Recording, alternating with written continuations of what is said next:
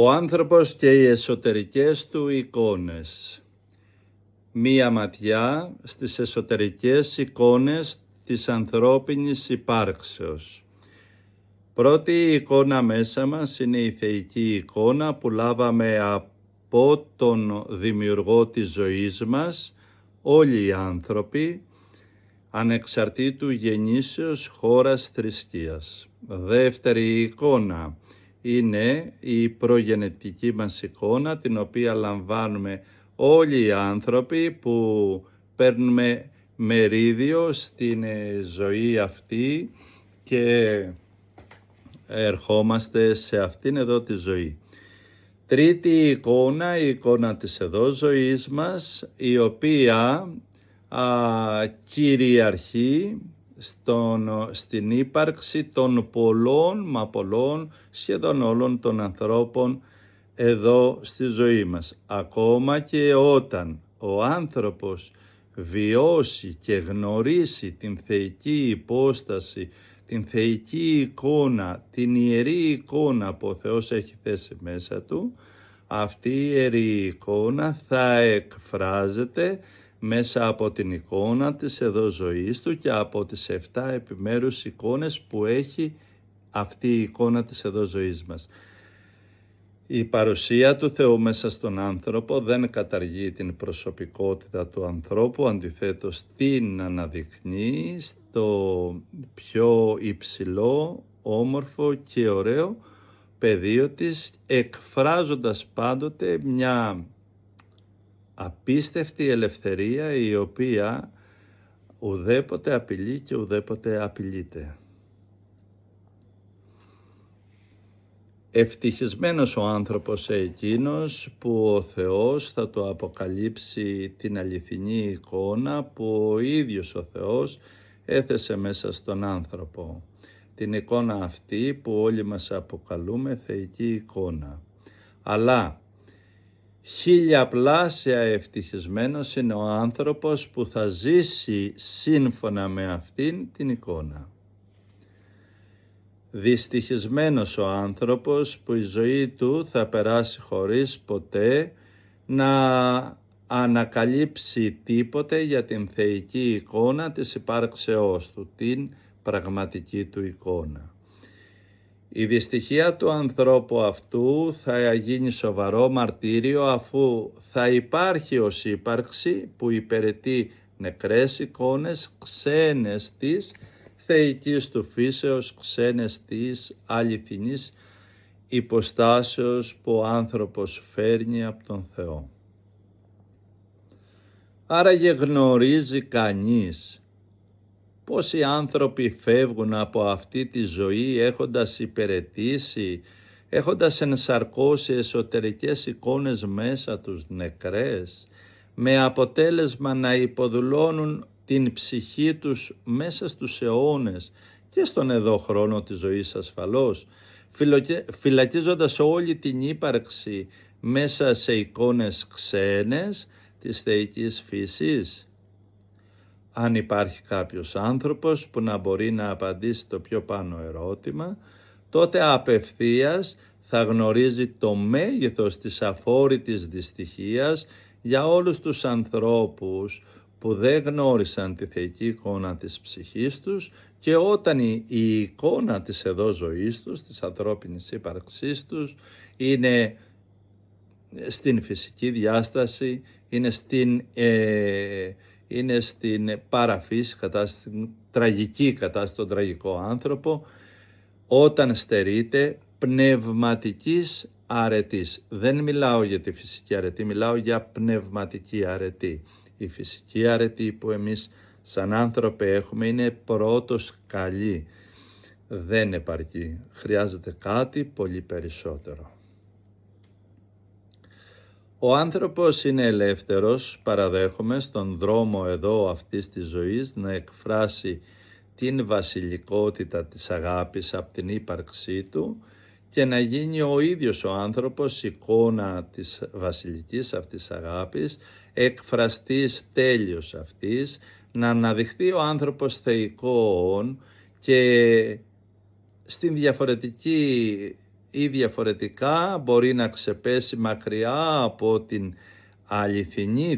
αληθινή αγάπη και να γίνει εχθρός της ιερής αγάπης, να γίνει εχθρός της ιερής του υπάρξεως και να γίνει εκφραστής κακότητας, βέβαια αναλόγως στο μέγεθος της κακότητας που μέσα του, πάνω του και από τον χαρακτήρα του θα εκφράσει, της οποίας θα φανερώσει. Και όλη αυτή η κακότητα, αν συμβεί κάποιοι πάρουν αυτό το δρόμο, θα αναδείξει έναν άνθρωπο με κατώτερη εικόνα εδώ ζωής, η οποία στερείται το φως της αγάπης, στερείται την όντως χαρά της ζωής.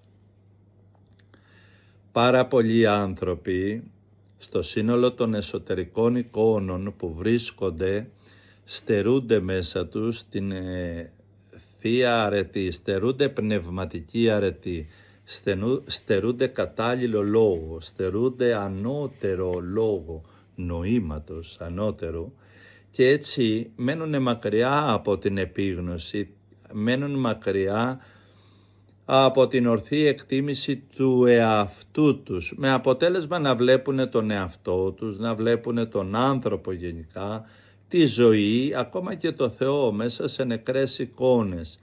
Καταντούν οι άνθρωποι φωνιάδες του πνεύματός τους, φωνιάδες, δημιουργούν βαριά φορτία στον εαυτό τους, τα οποία βάσει των νόμων της ανταπόδοσης αργά ή γρήγορα θα πέσουν πάνω τους. Ένα παράδειγμα: ένας άνθρωπος με πολύ άσχημες σκέψεις, με άσχημο εξερχόμενο λόγο, με κακό χαρακτήρα, λέω τα απλά, αργά ή γρήγορα αυτά θα ενσαρκωθούν μέσα του, θα γίνουν πάνω του. Αν έχει άσχημες σκέψεις, θα υπαρξιακά σε βάθος χρόνου θα γίνει ο ίδιος άσχημος άνθρωπος.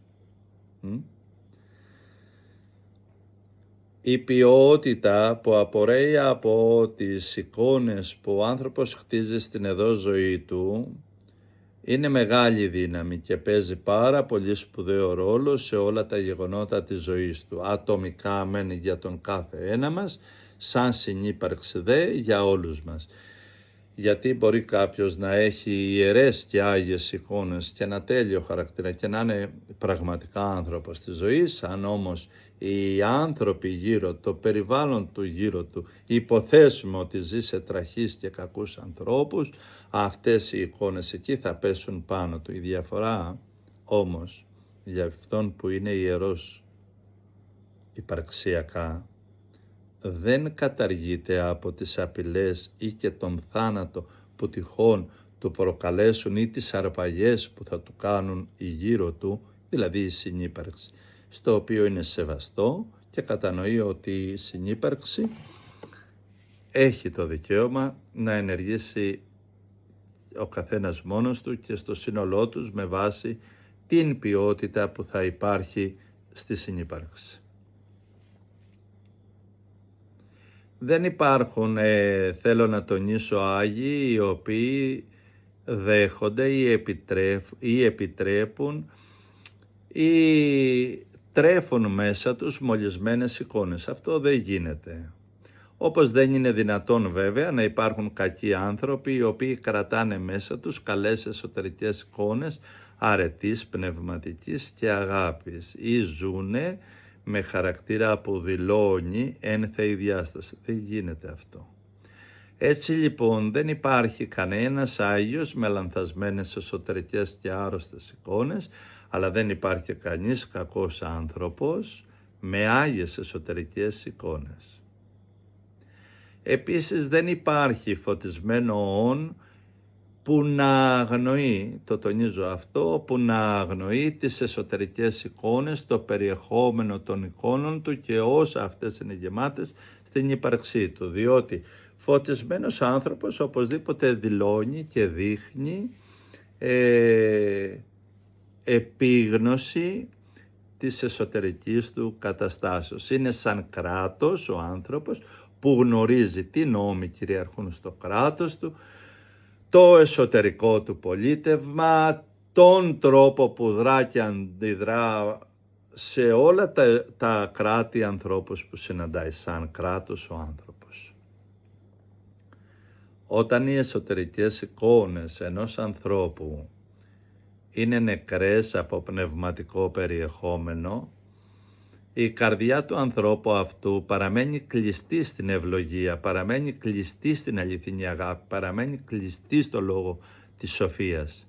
Ενώ όταν οι εσωτερικές εικόνες μέσα του είναι γεμάτες με πνευματικό φως, τότε αυτές οι εσωτερικές εικόνες είναι ζωντανές, γεμάτες πνευματική διάβγεια και φως. Η καρδιά του ανθρώπου γίνεται να μείνει και να παραμείνει ανοιχτή και έτσι δέχεται την ευλογία της αληθινής αγάπης μέσα του, κατανοεί το δώρο της ζωής και πάνω απ' όλα γίνεται ο άνθρωπος υπαρξιακά μία προσευχή που συνεχώς έλκει το πνεύμα του Θεού και η ζωή τότε παίρνει την αληθινή της διάσταση. Παρακαλώ όσους ακούτε τους λόγους αυτούς, μη σας φάνουν αυτά για κάτι πολύ δύσκολο και πολύ μεγάλο. Δεν είναι έτσι το πράγμα. Επειδή ο ανθρώπινος νους είναι ασυνήθιστος σε υψηλά νοήματα, πολλές φορές μπορεί να σχηματιστεί η εντύπωση ότι μιλάμε για άλλους κόσμους, ενώ μιλάμε για αυτόν εδώ τον κόσμο που ζούμε εμείς, ο κάθε εμείς. Ποια συμφωνία λοιπόν μπορεί να υπάρχει σε έναν άνθρωπο που έχει μέσα του την εσωτερική του εικόνα και είναι διαμορφωμένη, είναι προσαρμοσμένη, είναι όμοια με την εικόνα του Χριστού, με έναν άλλον άνθρωπο που μέσα του έχει εσωτερική εικόνα σκοτεινή, πονηρή του διαβόλου? Ασφαλώς καμία. Ποια συμφωνία μπορεί να υπάρχει σε ένα νου ο οποίος σκέπτεται με ιερότητα, με σεβασμό για τον εαυτό του και για τη συνύπαρξη, με έναν νου ο οποίος σκέφτεται ύποπτα και πονηρά και αρπακτικά και για τον εαυτό του και για τους άλλους? Καμία. Μέσα όμως στα πλήθη των ανθρώπων παραδέχομαι ότι συναντάς πολλούς ανθρώπους οι οποίοι μέσα τους έχουν ταυτόχρονα εικόνες ζωής και εικόνες θανάτου, εικόνες με αγάπη για την αρετή και εικόνες βδελιρές πάλι με αγάπη για τα πονηρά, εικόνες του καλού και εικόνες του κακού. Οι άνθρωποι όμως αυτοί συνήθως, για να μην πω πάντα, καταλήγουν έρμια των καταστάσεων. Ζουν μέσα τους διχασμένοι, ζουν μισοί, ζουν υποκριτές, είναι μπερδεμένοι. Προσπαθούν να υπηρετήσουν μέσα τους υπαρξιακά δύο κυρίους, δύο δυνάμεις εκ διαμέτρου αντίθετες, να συνενώσουν δύο κόσμους οι οποίοι ποτέ μα ποτέ δεν θα ενωθούν, ακόμα και αν ο ένας είναι αγκαλιά με τον άλλον. Όταν ένας άνθρωπος είναι πολύ καλός και ζει με έναν πολύ κακό και είναι αγκαλιά, δεν σμίγουν. Το ίδιο συμβαίνει και μέσα στην ύπαρξή μας. Δεν μπορεί η ύπαρξή μας να ανήκει και στο καλό και στο κακό. Κάποια στιγμή θα διαχωριστούν ή θα ζει τη σύγχυση, το άγχος. Παρακαλώ φύγετε μακριά από αυτούς που έχουν ακαθέρτες εσωτερικές εικόνες και στερούνται το φως της αρετής, στερούνται την ανεξικακία και τότε θα κερδίσεις ζωή. Η προτροπή μου να φύγετε μακριά από αυτούς που είναι ευδιάκριτες οι κακές εικόνες και φαίνονται από το χαρακτήρα, από τη στάση, από το λόγο, από το εγώ τους, από τρανταχτά πράγματα. Πρωτήτως το θα κάνει καλό και στους ίδιους, γιατί αυτό θα τους βοηθήσει λίγο να προβληματιστούν και να εργαστούν και αυτοί με τη σειρά τους τον εαυτό τους. Οι άσχημες εσωτερικές εικόνες μεταβάλλονται πάρα πολύ γρήγορα στον άνθρωπο αυτόν που αρχίζει να λυπάται για την κακή ποιότητα του εαυτού του, αρχίζει να λυπάται για τα ανάρμοστα που έπραξε και αυτή η μετάνοια, όχι μεταμέλεια, η μετάνοια του δίνει πλήθος δύναμης η οποία θα μπορεί να τη χρησιμοποιήσει και να πάρει σταθερή απόφαση ώστε να φύγει από τον κακό εαυτό του, από το μικρό εαυτό του, να απομακρυνθεί από το σκοτεινό νου του και έτσι να απορροφήσει μέσα του θεία ενέργεια. Αυτή η δύναμη μέσα του, η θεία ενέργεια, θα του δώσει δύναμη για να αναγεννηθεί σε μια καινούργια πραγματικότητα, εκφράζοντας έτσι έναν καλύτερο άνθρωπο, ανώτερο ενσαρκωτή, πέρα από τη φυσική αρετή, ένα ενσαρκωτή με πνευματικό φως αγάπης, με κοινωνία στην ιερή του ύπαρξη, με κοινωνία στο ιερό μέρος του εαυτού του. Είναι σαν να λέμε χοντροκομμένα, αρνείται τον εαυτό του, αυτόν που μέχρι σήμερα δεν τον οδήγησε στο ιερό εαυτό του, στον Άβελ μέσα του, αρνείται τον Κάιν μέσα του, αρνείται τον εσωτερικό Ιούδα, αρνείται το σκοτεινό εαυτό του, όχι γιατί τον μισεί, αλλά γιατί δεν τον οδήγησε στη ζωή. Κατανοεί ότι αυτό τον κράτησε εχμάλωτο και αυτή η μετάνοια, η υπαρξιακή όμως, το τονίζω, δεν μιλάω για μεταμέλεια, είναι δύναμη για πάντα να αποκοπεί από τον τραγικό και μικρό εαυτό του, και αυτή του την απόφαση, την δύναμη, την υποστηρίζουν θεϊκές αναγεννητικές δυνάμεις. Μόνος του άνθρωπος είναι αδύνατο να γλιτώσει από την αυτοφυλακή που ο καθένας, από το σπήλαιο που ο καθένας, από την τραγικότητα που ο καθένας έκλεισε τον εαυτό του. Χρειαζόμαστε και βοήθεια από άνωθεν. Η εσωτερική εικόνα που διαμορφώνεται μέσα μας με όσα εργαστήκαμε στον εδώ χρόνο της ζωής μας ομοιώνεται είτε με τα καλά είτε με τα άσχημα που πράξαμε. Και σύμφωνα με αυτή την εικόνα θα βρεθούμε μπροστά στο Δημιουργό μας, το Θεό που μας δημιούργησε, για να λάβουμε την αμοιβή που στον καθένα μας αξίζει. Γνωρίζω ότι πολλοί όταν ακούνε ότι θα λάβουμε αμοιβή από τον Θεό, φαντάζονται ότι θα γίνει ο Θεός κακός επειδή αυτοί ήσταν κακοί. Το πράγμα δεν έχει έτσι. Ένας άνθρωπος που εκφράζει δυνάμεις της κακίας, της απάτης, του σκοτεινού ανθρώπου, του τραγικού ανθρώπου, του μισητού ανθρώπου, υπαρξιακά δεν θα γίνει έτσι. Αυτό λέμε εδώ. Θα γίνει έτσι, είτε το θέλει είτε δεν τον θέλει. Ο εσωτερικός λάτρης της ψυχής των ανθρώπων, είτε οι άνθρωποι είναι πιστοί είτε είναι άπιστοι, παρουσιάζει συνεχώς και σχεδόν συνεχώς. Ο εσωτερικός λάτρης παρουσιάζει στον Θεό, στις ανώτερες διαστάσεις, την εικόνα που μέσα μας έχει σχηματιστεί. Και ανάλογα την ποιότητα που μέσα μας έχουμε, λαμβάνουμε τα γεγονότα της ζωής τόσο εσωτερικά στον εδώ κόσμο, στον εσωτερικό μας κόσμο και χώρο, αλλά τόσο και εξωτερικά. Η ποιότητα της εσωτερικής εικόνας των ανθρώπων καθορίζει τι είδους δυνάμεις του ορατού κόσμου θα εκφραστούν πάνω και μέσα μας. Ένας άνθρωπος που είναι κακός, φθονερός και μισή, ένας άνθρωπος που είναι υποδουλωμένος στις δυνάμεις της πλεονεξίας, είτε το ξέρει είτε δεν το ξέρει, αγγίζουν πάνω του από τον αόρατο κόσμο κατώτερες υποστάσεις όμοιες αυτών και χειρότερες από αυτόν. Όπως και ένας Άγιος και καθαρός άνθρωπος, είτε το καταλαβαίνει είτε δεν το καταλαβαίνει, που συνήθως το καταλαβαίνει, αγγίζουν μέσα του και πάνω του ανώτερες θείες υποστάσεις, ιερές δυνάμεις που υπηρετούν το φως της ζωής, την παρουσία του Θεού. Ένας άνθρωπος ο οποίος θα λέγαμε δεν εκφράζει ούτε το καλό ούτε το κακό, είναι ανάμεικτος, τότε θα λέγαμε ότι μέσα του στείνονται ένας ατέλειωτος πόλεμος, τι θα εκφραστεί από αυτόν και ποιος θα τον κερδίσει.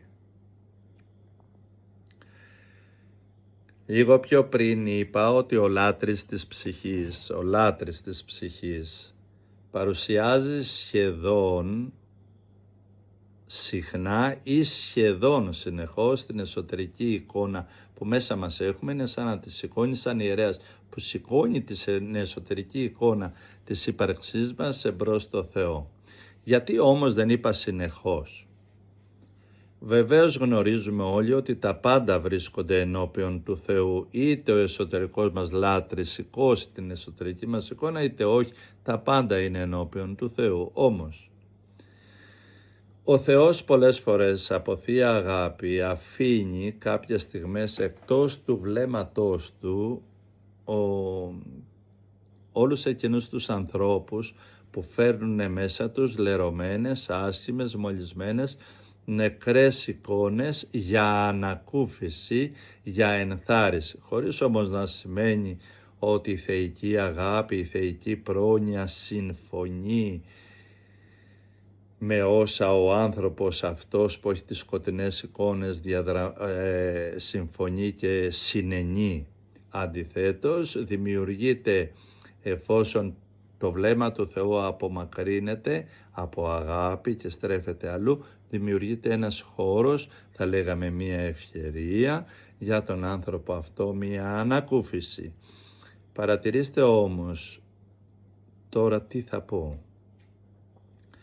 Στους προοδευμένους στο πνεύμα, στους όριμους ανθρώπους, σε βαθιά νοήματα της ζωής, εκείνους που σέβονται την ιερότητα του λόγου, ο εσωτερικός λάτρης της ψυχής τους παρουσιάζει συνεχώς και αδιατάρακτα την εικόνα που μέσα τους έχουν ενώπιον του Θεού. Συνεχώς. Στους τέλειους λοιπόν που έχουν πετύχει βαθμούς τελειότητας, ο λάτρης της ψυχής, ο εσωτερικός ιερέας μας, παρουσιάζει την εσωτερική μας εικόνα συνεχώς στο Θεό.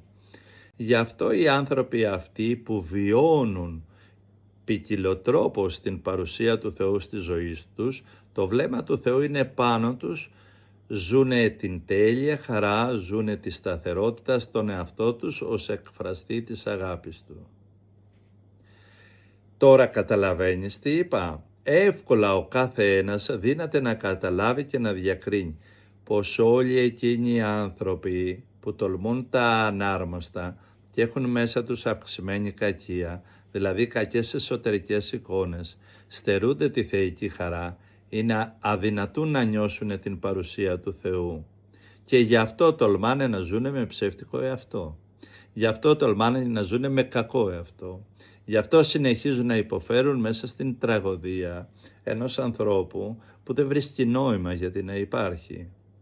Υπάρχουν βέβαια και ορισμένοι που έχουν κάποια υποτονική, αδύνατη, χλιαρή αίσθηση της παρουσίας του Θεού, η οποία συνοδεύεται πάντοτε από τη διαστρέβλωση του εαυτού τους. Αυτή τι γίνεται? Οποιαδήποτε αίσθηση του Θεού την προσαρμόζουν στον εαυτό τους και όχι τον εαυτό τους στον Θεό. Πολλοί άνθρωποι σε αυτό το επίπεδο, ειδικά με την ελευθερία που δίνει ο Χριστός, προσαρμόζουν τον Χριστό στον εαυτό τους και όχι τον εαυτό τους στον Χριστό. Τα καταλαβαίνετε αυτά,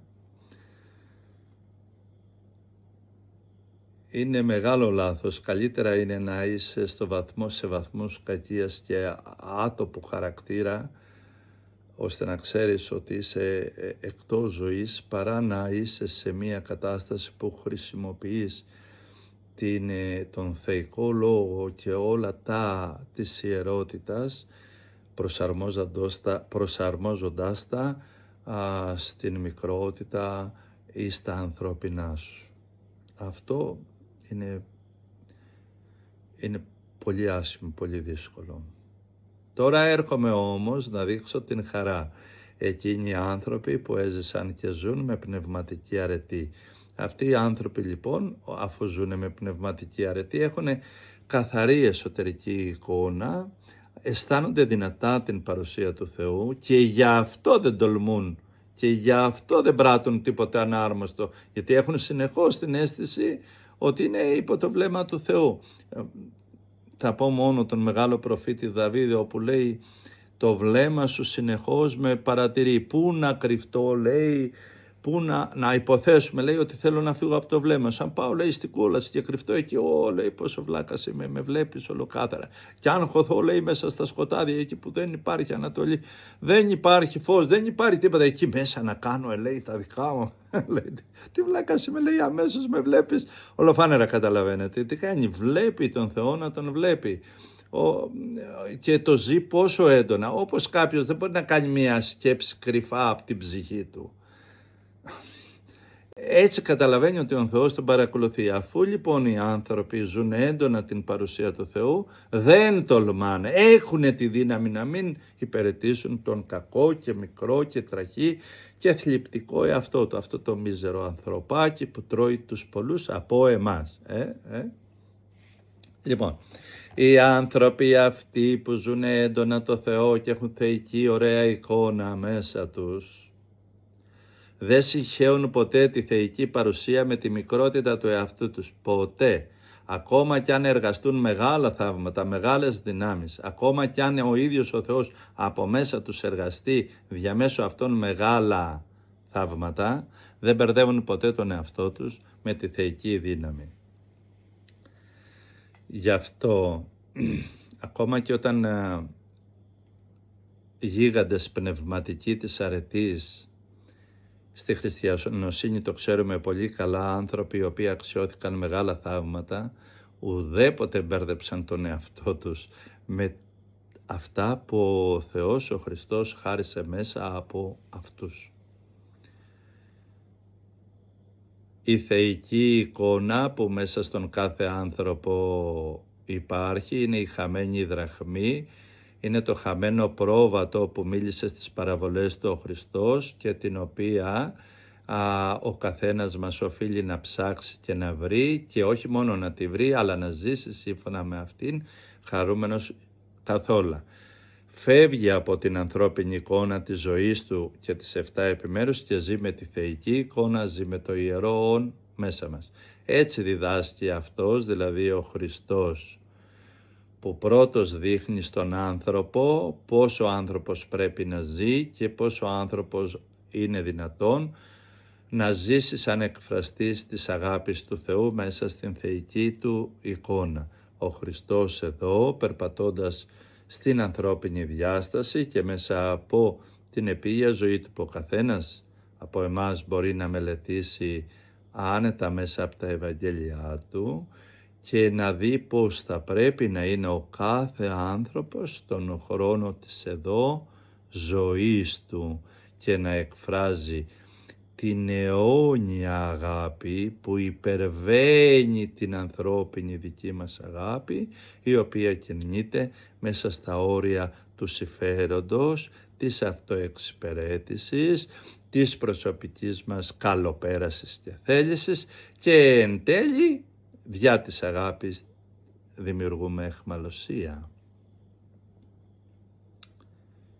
Η θεϊκή εικόνα που υπάρχει μέσα στην κάθε ανθρώπινη ψυχή έχει μέσα της όλα εκείνα τα θεϊκά χαρίσματα από τον κόσμο της πνευματικής αρετής, και από τη δύναμή της αυτή εμείς μπορούμε να ζούμε σύμφωνα σαν εκφραστές, σαν υπηρέτες και να ενσαρκώνουμε την ομορφιά και τη δόξα της. Αυτό είναι το καθομοίωσιν μας. Το καθομοίωσιν της εικόνας μέσα μας. Η θεϊκή αυτή εικόνα και τη δυνατότητα του κάθε ανθρώπου λοιπόν να ζήσει σύμφωνα με αυτήν αναφέρονταν ο χορηγός της ζωής, δηλαδή ο Χριστός, όταν έλεγε η βασιλεία των ουρανών εντός ημών εστί.